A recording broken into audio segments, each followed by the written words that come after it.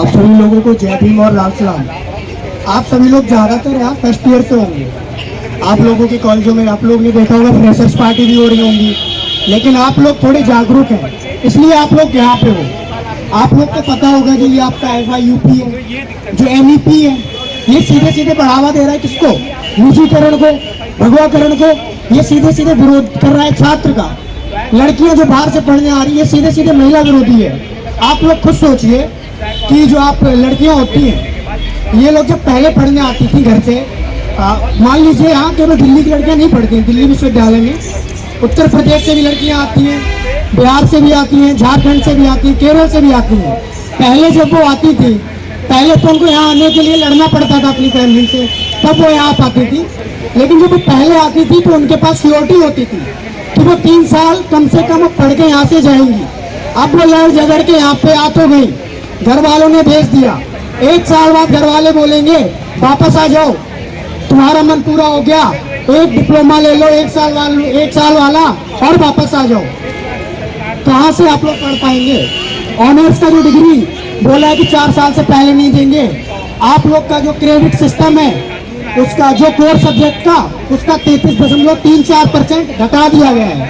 मान लीजिए आप प्रोग्राम के छात्र हैं तो आप तो वही चाहेंगे ना जो आपके डिसिप्लिन सब्जेक्ट में वो ज़्यादा पढ़ाए जाए, लेकिन आपको नहीं पढ़ाए जाएंगे। आपको ज़्यादा पढ़ाए जाएंगे वैक में क्या? स्वच्छ भारत, वैदिक मैथ, महाभारत, रामायण, ये पढ़ेंगे आप। आपके 4-4 घंटे लगातार वैक के नाम पे क्लास लिए जा रहे हैं। 4 घंटे लगातार पढ़ पाओगे? अगर कोचिंग भी जाओ ना तो 1 घंटा 30 मिनट के बाद ब्रेक दे देते हैं। यहाँ पे 4 घंटे लगातार पढ़ो बिना ब्रेक के, पढ़ पाओगे आप लोग? बताओ। जो वो पढ़ाएंगे समझ आएगा आपको? नहीं आएगा। भगवाकरण कैसे हो रहा है शिक्षा का? बाबा साहब भीमराव अम्बेडकर और भगत सिंह की स्पीचेस हटाई जा रही हैं और आपको ये बताया जा रहा है कि एक आदमी होता है, वो काल कोठरी में होता है, लेकिन वो बुलबुल पे बैठ के बाहर जाता है, उस पे बैठ के बाहर निकलता है। आप ये पढ़ोगे कि एक आदमी बुलबुल पे बैठ के बाहर जाता है, और जिन्होंने देश का संविधान लिख दिया उनकी राइटिंग और स्पीचेस हटाई जा रही है। निजीकरण कैसे?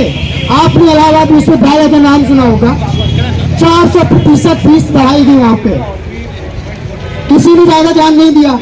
लेकिन जब वही फीस वृद्धि सतवती कॉलेज में हुई तब दिल्ली विश्वविद्यालय के कुछ लोगों ने उस पर ध्यान दिया।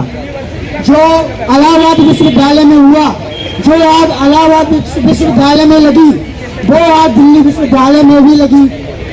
आप कॉलेज देखेंगे तो सतवती कॉलेज था। अगर आप लोग अभी नहीं लड़े इसके खिलाफ तो आपके कॉलेज, हर कॉलेज, दिल्ली विश्वविद्यालय के हर कॉलेज में वो आग लगेगी, चाहे वो जाकिर हुसैन हो, चाहे वो राम जैस हो। तो हमको जागरूक होना है, हमको इसके खिलाफ लड़ना है। और SFI द्वारा ऐसा नहीं कि हमने ये आज पहली बार लड़ाई स्टार्ट की है, हमने ऑल ओवर इंडिया जत्था निकाला था, पूरे भारत में हमने जत्था निकाला था जो विरोध करता था शिक्षा के निजीकरण का, भगवाकरण का। आप सोचिए अगर शिक्षा का निजीकरण हो गया, प्राइवेटाइजेशन हो गया, तो क्या जो लोअर क्लास से बच्चे आते हैं वो पढ़ पाएंगे? अगर आज FIUP NEP जैसी चीजें वापस नहीं ली गई तो हम लोग केवल नहीं हारेंगे, हर वो बच्चा हार जाएगा जो गाँवों में रहते दिल्ली विश्वविद्यालय में पढ़ना चाहता है। हर वो मजदूर बाप हार जाएगा, हर वो किसान बाप हार जाएगा जो खुद खेतों में काम करके अपने बच्चों को दिल्ली विश्वविद्यालय जैसे यूनिवर्सिटीज में पढ़ाना चाहता है। तो आप खुद सोचिए, जिसके पास पैसा है वो 4 साल नहीं तो 5 साल का भी ग्रेजुएशन कर लेगा। आप देखेंगे जिनके पास पैसा है उनके लिए FIUP में केवल एक फैंटेसी है, वो है कि 4 साल का ग्रेजुएशन प्रोग्राम। अगर आप लोग दिल्ली से नहीं है तो आप लोग देखेंगे कि 3 साल यहाँ मैनेज करना बहुत बड़ी बात होती है। 4 साल कैसे मैनेज करोगे? 7,000 से कम यहाँ पे रेंट नहीं होता कमरों का, उसके बाद खाना अलग से। मान लीजिए आपने इम्प्लीमेंट कर दिया, क्लासेस तो हो ही नहीं रहे हैं।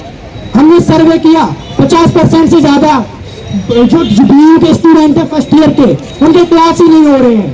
कैसा आपने इम्प्लीमेंट किया?